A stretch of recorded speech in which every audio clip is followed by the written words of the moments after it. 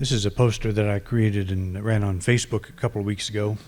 And when I saw the picture, I just fell in love with the little girl. And I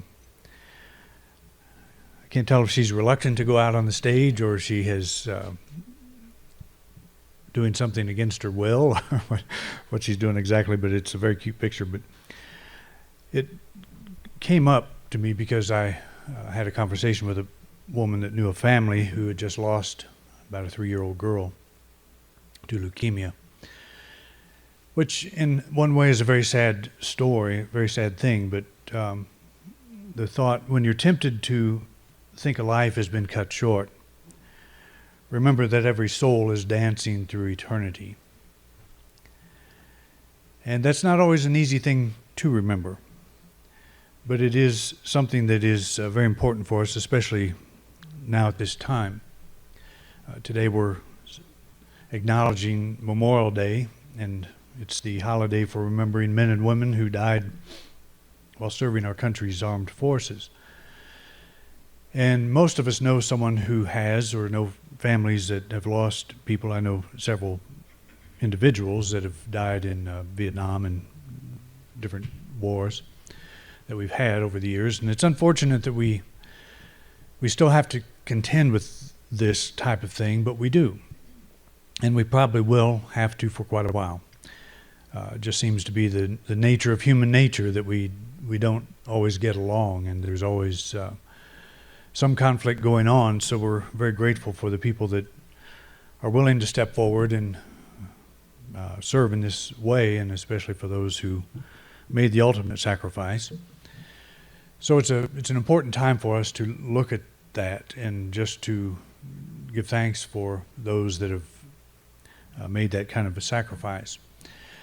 Many use this time to remember all loved ones who have passed, and it's a good time to reflect on perspectives we hold on matters of life and death in ways we may not even be aware of.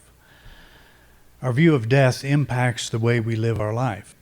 We may think of death as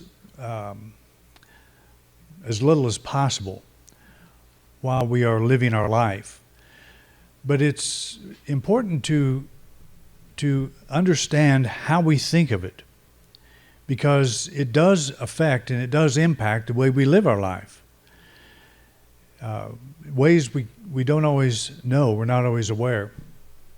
I know most of you know that I have been interested in the near-death research, and I don't like to talk about that all the time, but there are so many lessons that we can learn from that research.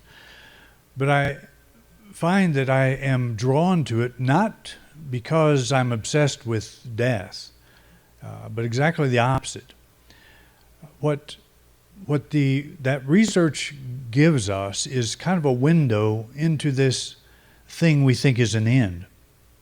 The end of the physical body we think is the end of life. We think of it that way because our loved ones go on, and we can no longer see them, we can no longer talk to them, we have memories and all of that, but that's not quite the same. And so we put a lot of negative energy on that, and it's something that it's a painful thing, and we don't want to deal with that while we're living. So we sort of avoid that, and I think our culture in particular does that. Some of the Eastern cultures don't avoid it. They take it on head on. They embrace ideas of reincarnation and so forth. Probably many of you do. But even that, to me, is not the way to deal with what we are as a spiritual being, that we're not this body. For me to think, when I pass from this plane, I'll come back and I'll continue my life or whatever. It's important for us to reach that point in our awareness where life never ends. We understand that life never ends. We go through changes, but life never ends. As you think about yourself when you were the 3-year-old girl or boy, where's that life now? All the phases that you've been through, all the phases I've been through all these years, where are those multiple lives now? And yet there's this continuity, there's this me, this I, that has expressed itself through all of them. There's a constant, this awareness, this I that I am.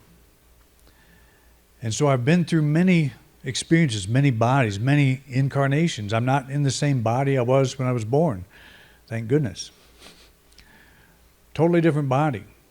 What do they say? Every 11 years we regenerate or have a new physical body, something like that.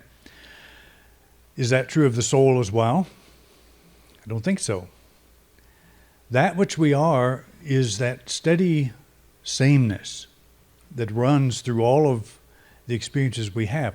So if you take this life in this body, all the lifetimes you've had, I talk about things I've done in the past. I used to be a musician, played in nightclubs. I refer to that as another lifetime.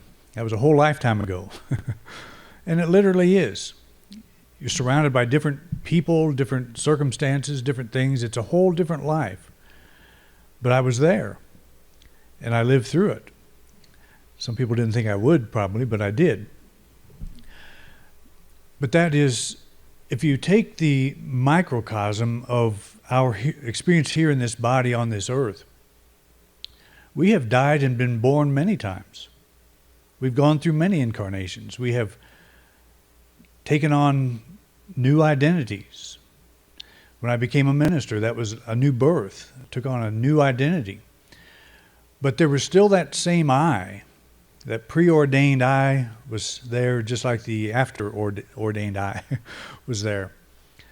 There was that something that changed. And when I first got into the ministry, I was working with Dr. George Hilbert in North Kansas City. Church there is his associate. And he was very rare in the Unity Field. We wore the white turned collar, the priest collar, and robes on Sunday morning. The church was a colonial style. He had built the church, very beautiful facility. But for me to step from playing in nightclubs, and I also had a real job of carpenter work. My father had a building business. For me to step from that into wearing a collar, a priest's collar and a black robe on Sunday morning, and actually having to go out in public with this collar on after church, I had to go home. I remember one time walking through the mall there in North Kansas City. We had to stop and get something on the way home, and I had this collar on. I felt like I was the only person on this planet, and everybody was looking at me. But it was a transition. It was a whole different life experience. And after I left that church, I was there for 2 years, I gave that up. I didn't want to continue that on. I did wear a robe for quite a while when I performed weddings, just so I didn't have to compete with the groom dress-wise and so forth. But I gave that up too, and I've almost given up weddings now, so it's just a lot of changes in my life. But there was the same me, the same I that traveled through all of these processes that has never changed, and I have always been the observer, and you know what I'm talking about. You've done the same thing with your life. Go through many changes. There's a part that remains the same, and that is true when we step out of this body. And that's what a lot of the people who report their near-death experience say, is I was I. I knew that I was still I. I knew I was still that which I am. Total aware of my identity. But I was more aware, more alive than I've ever been. And that's, to me, what is intriguing. That's why I've come up with this idea of the complete soul, that which we are right now that is kind of muffled by the physical body is a complete soul. I am all that I will ever be on the spiritual level, and it is, I believe, a myth to think that we are here to grow spiritually. We are here to experience the body. We're here to experience this thing, life through this body, and that would seem like a strange thing, that would be our purpose for being here. But the body is an interface with the physical world, with the material world. I said in one of my someplace that without a body, you couldn't even pick up a paperclip. You couldn't enjoy a cup of coffee. Beth and I stopped at Graff's yesterday after a walk and got some ice cream. You couldn't even do that. And if you couldn't do that, you're really missing out on something, because that's a nice thing to do. But our body allows us to have an experience that we could not have at the soul level, at the spiritual level only. But it also restricts that which we are. It restricts that I, because when I say I have never been any of the roles that I've played.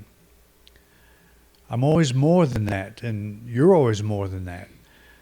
I've said often that we desire greater freedom because we're already free. But it's so clouded. That freedom is so clouded. We think we have to accommodate the body and work around all of the various needs of the body and the culture, the roles that we play, and so forth. We so identify with this shell. We're always trying to somehow marry that I to the shell, to the clothing, the vehicle that we're in for this time. And we do that with our loved ones. And it's very easy to do, and I totally understand it. This is not a sermon of judgment on the fact that we all do this. It's not a bad thing that we do it, because we are definitely in this body, and the body has needs. The body has restrictions. I do have to have a car. I, as a soul, could float around, but as a body, I have to have a car. So there are things that we have to do and have to have. We have to have shelter. We have a building here to come and experience this together. And all of those things are restrictions, because we have to support these things. We have to do something to get these things and to maintain them. It's one of the joys of home ownership, you know. It's and Troy just jumped into a townhome yesterday, or he purchased, and he's already discovering the joys of home ownership. His hot water heater had drained all over the garage floor when he walked through the door. So you put up with that. That's just part of the deal. And our bodies, you know, have a lot of restrictions that our soul would not have.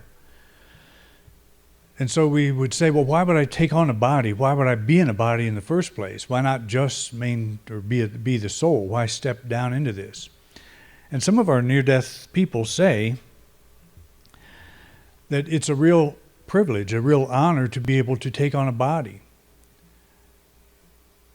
because it's an experience that we can't have otherwise.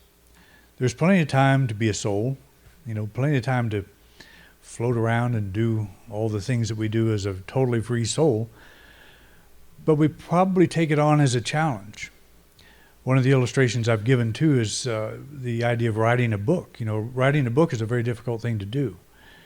It's an ongoing challenge for however long it takes to write it. You're always solving problems. You're always raising problems, and you're always trying to solve them. That's what writing a book is all about. And if you've never written a book, or if you've written a book, you'll understand what I'm saying. You get this inspiration, and you tell your friend, and your friend says, oh, you ought to write a book. How many of your friends have told you that? All of our friends tell us that at some point. So how many of us have written books? You know, there's a huge difference between writing a book and thinking, I need to write a book.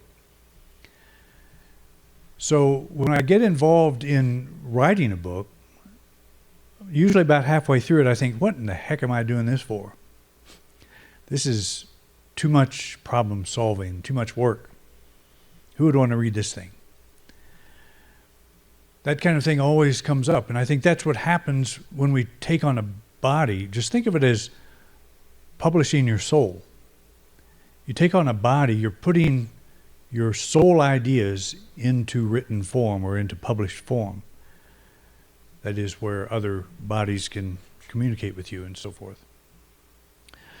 But it is not who we are. It's just like when I write a book, I know that's not all that I have to say. That's not all that I am. It's as much as I can cram into 150, 60, 70 pages at that particular moment. But I always know there's more. So I incarnate, in a sense, in that challenge of writing a book. But I know that that's not all that I am. And yet when we take on a body, we're told from day one, this is all that we are. This is what we are. And we have a birthday. This is the day you were born.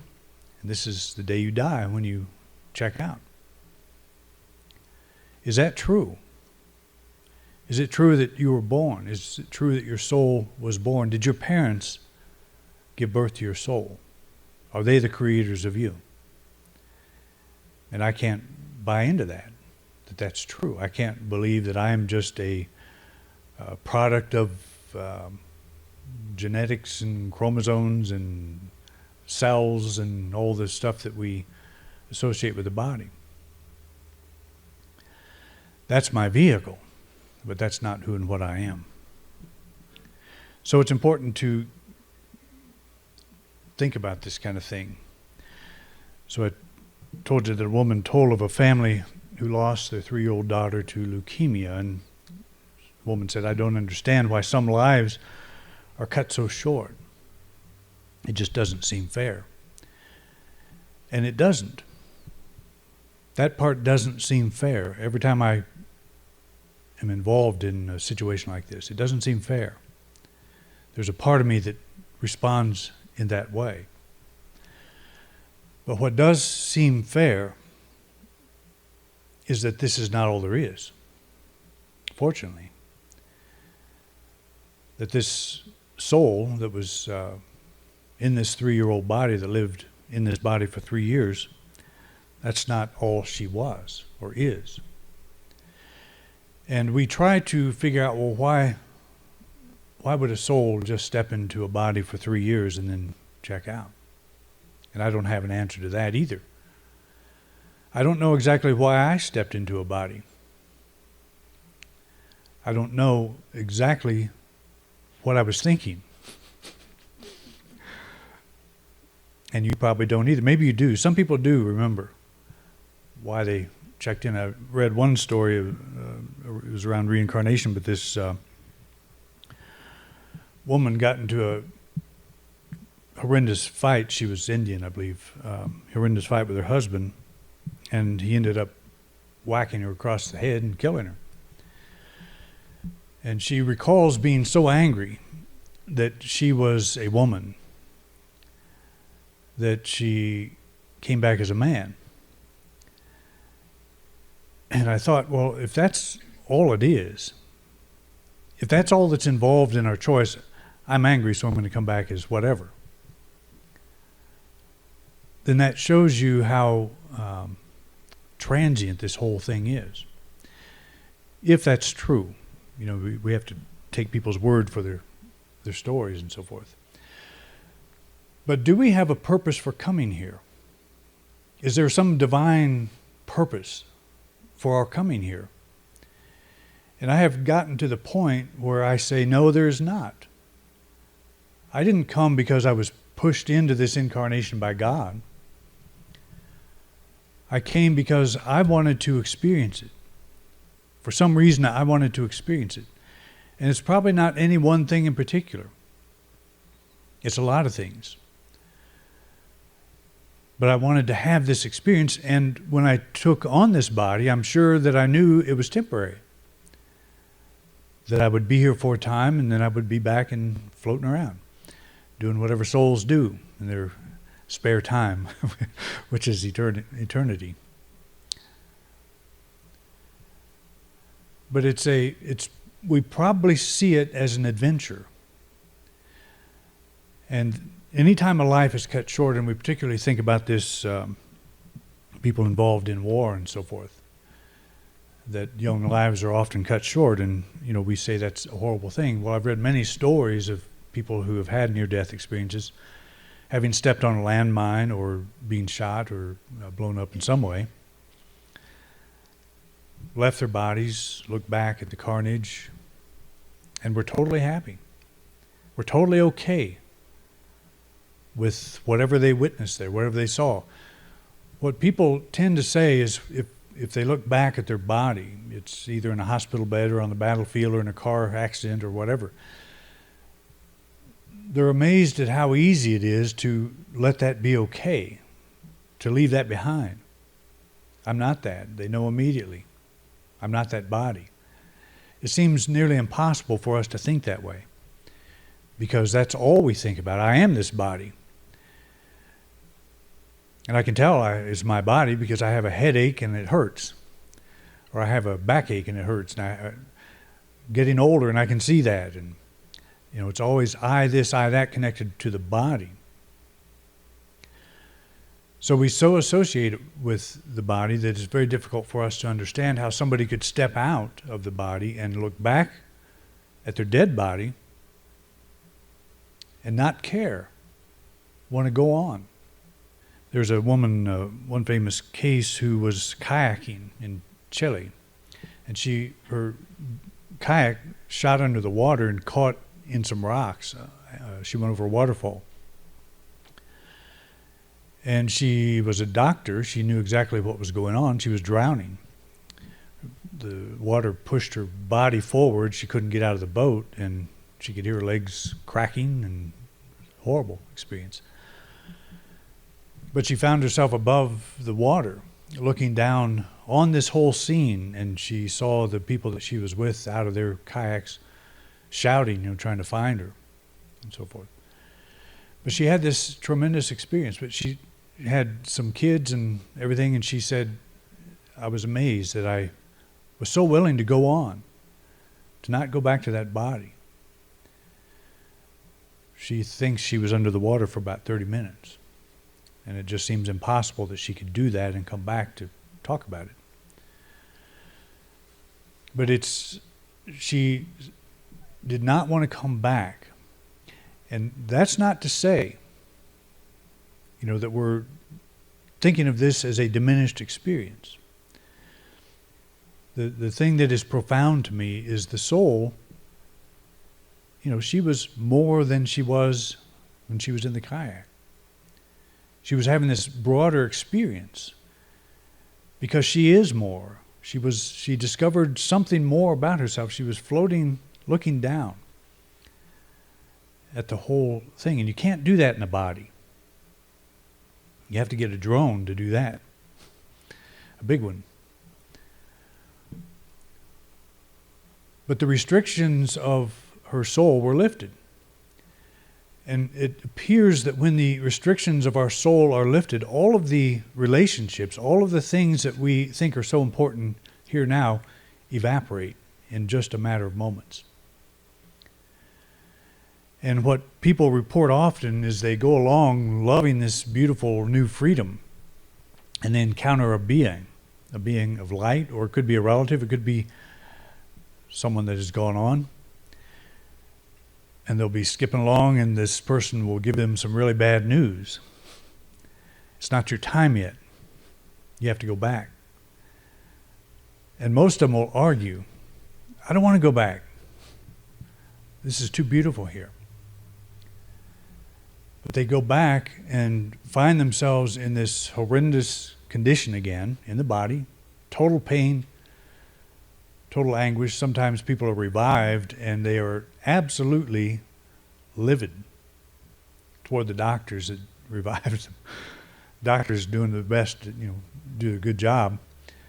Person wakes up angry. Why'd you do that for? Why'd you bring me back? And the doctors don't seem to be able to understand what they brought them back from sometimes. But we're not this thing. We're not this body. And the people that we have lost in this regard, we really haven't lost. We've lost the connection with the body. And that is a very difficult thing, and we're not going to try to gloss over that. But again, the near-death research, the people that have had the experience come back with a totally different view of death. When someone in their life passes, they know that they're having a beautiful experience, and they celebrate that with them. And yes, there is this sense of loss in terms of I'm not communicating with them anymore and so forth. And we don't want to overlook that. We don't want to discount that. And we don't want to live for death. We don't want to live for that day that we leave this body.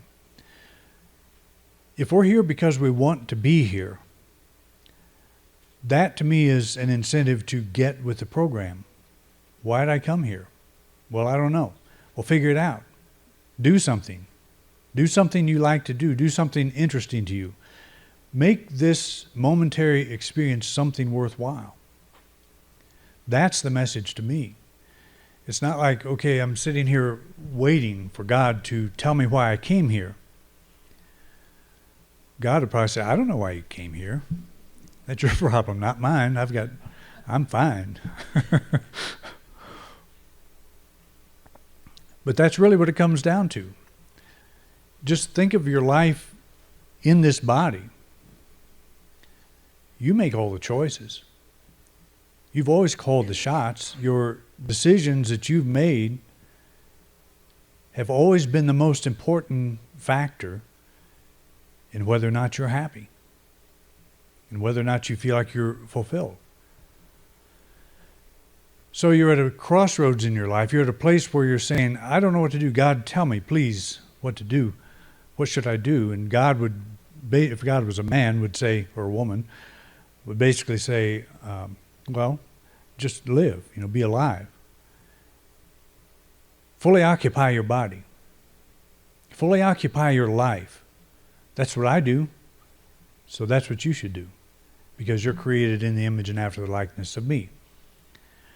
So that's the message. And with this whole death thing, and I, again, completely get this, we have put such a morbid negative energy on it because we see it as an end and a painful loss and a time for grieving. And all of these things are true. But I think the whole death industry is changing. And I think the near-death experience research, all that stuff is helping in this regard. More and more people all the time are listening to these folks, listening to what's being said, and realizing that we are much more than this physical body. So we always feel, you talk about feeling the life is cut short, we always feel the time we shared with a loved one, now past, was too short. Always. My father passed, I think, 6, 7 years ago, and it just seems like, that all went so fast. And it really didn't. But that time thing is relative, and it always seems too short. Whatever its duration, the earthly experience is temporary. That's what we have to know. But not know that with a heavy heart. Know that from our living side, or living self. That part of us that is eternal. This is temporary. So let's all know that. It's going to go someday. And yes, there will be some pain and grief around it. But not for me, not for the one going. That's the joy or the beauty of this whole window that's been open for us. Those of us that pass, when we pass from this plane, it is not a bad experience. It is a beautiful experience. It's only difficult for those left behind. But it's important to remember we're not going to be left behind for long. We're going to join our loved ones. The soul, momentarily tethered to a body, is not the sum of the loved one we knew in bodily form. They're experiencing life free of the blinders imposed by the physical senses. Their stay on earth may have been brief, but their life has not been cut short. See the difference? Our stay in the body may be brief, but our life cannot be cut short because we are eternal beings. Life, as we often think of it, is what happens between the bookends of birth and death. Everything beyond is a mystery. And I think that's the Western culture. We don't want to look at death. We're afraid to look at death. It is a bad, painful thing.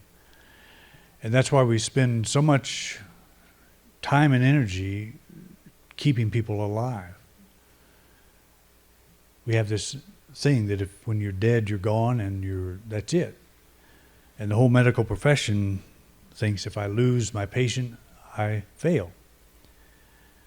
But the patient doesn't think that. The one that goes on does not think that. And they may cling to the body down to the very last minute. I had a good friend that passed. He was my board president many years ago. And he was a very digital type person, very intellectual. He's a geologist.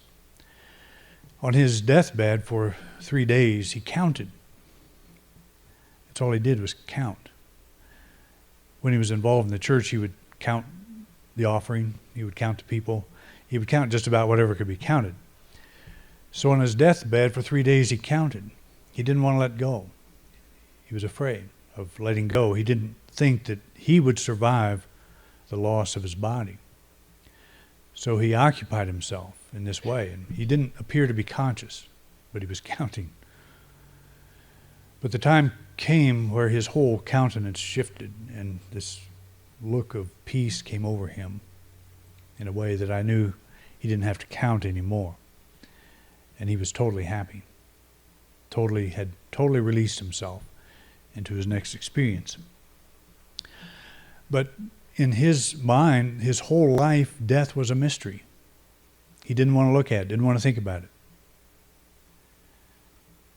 But, the day comes when you're actually going to be confronted with it. And it won't be a bad thing.